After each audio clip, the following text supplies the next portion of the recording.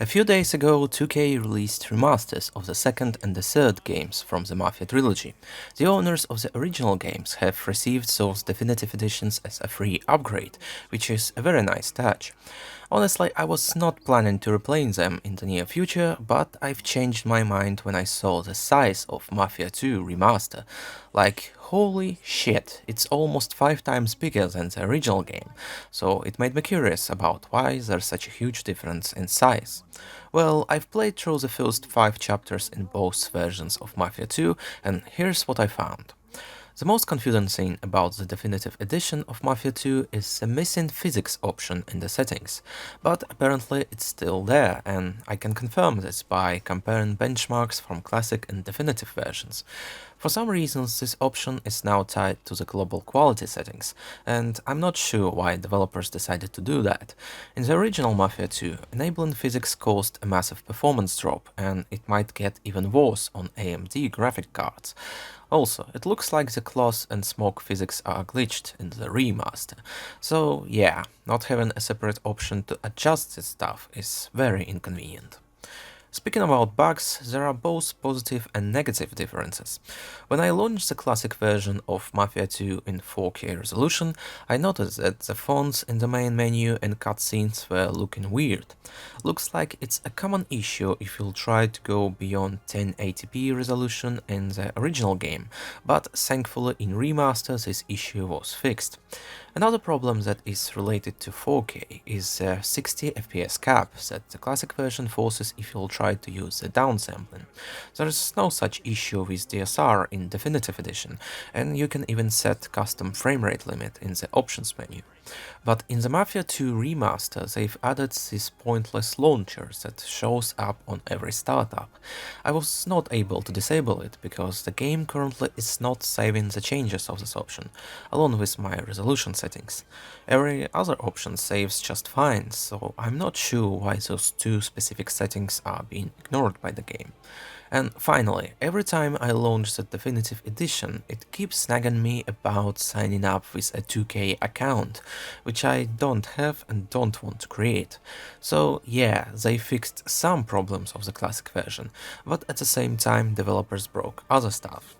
I haven't encountered any game-breaking issues in the PC version, but it's still disappointing to see something like that in the remaster. We can only hope that Definitive Edition won't be abandoned and those issues will be patched eventually.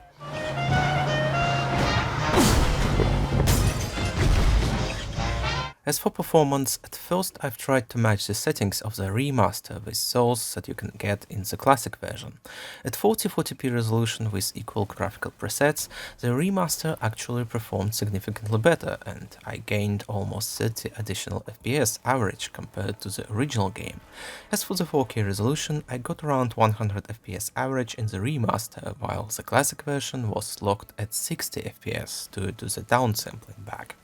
Mafia 2 Definitive Edition has new graphical options like HBO and MSAA, but you need to be careful with them because enabling those settings resulted in losing almost half of the average FPS at 4K resolution. It's not really surprising because MSAA is basically a multi-sampling solution, so no wonder it hits performance so hard. Turning HBO on also resulted in losing almost 20 FPS average, but this option actually has a noticeable visual difference, so it might be worth enabling it. Well, since those settings were not available in the classic version, I can't complain much about the performance loss that they cause. From what I've played so far, I haven't noticed any significant changes or improvements in the game. Definitive Edition indeed has its pros, like instead of pre-rendered low-res videos from the original game, now they are rendered in real time at native resolution. Also, the chicken soup in the second chapter of the game now looks slightly better in the remaster, but for such a huge difference in the file size, honestly I expected a little more than this. Like, restoring the cut content would have been a great addition to the game, but that, of course, would have required a lot more work than just upscaling textures and adding a bunch of new graphical effects. Overall, it's still the same old game with minor differences, so don't expect much from the remaster in terms of the new content. As for the game itself, I think it aged more or less fine in terms of the gameplay. I can't say that I was a big fan of Mafia II back then. It has a great story and detailed city, but it's an extremely linear game. I just find it strange that they had such a nice open world map, and yet there's no side activities outside of the main missions. While it was nice to play through Mafia 2 once, I feel that it could have been something a lot more than this. A proper sandbox game in this setting could have been something amazing, so I'm curious to see how the definitive edition of the first Mafia would turn out. Unlike this remaster, it's going to be a full-fledged remake, though we don't know yet how actually different it's going to be compared to the original game.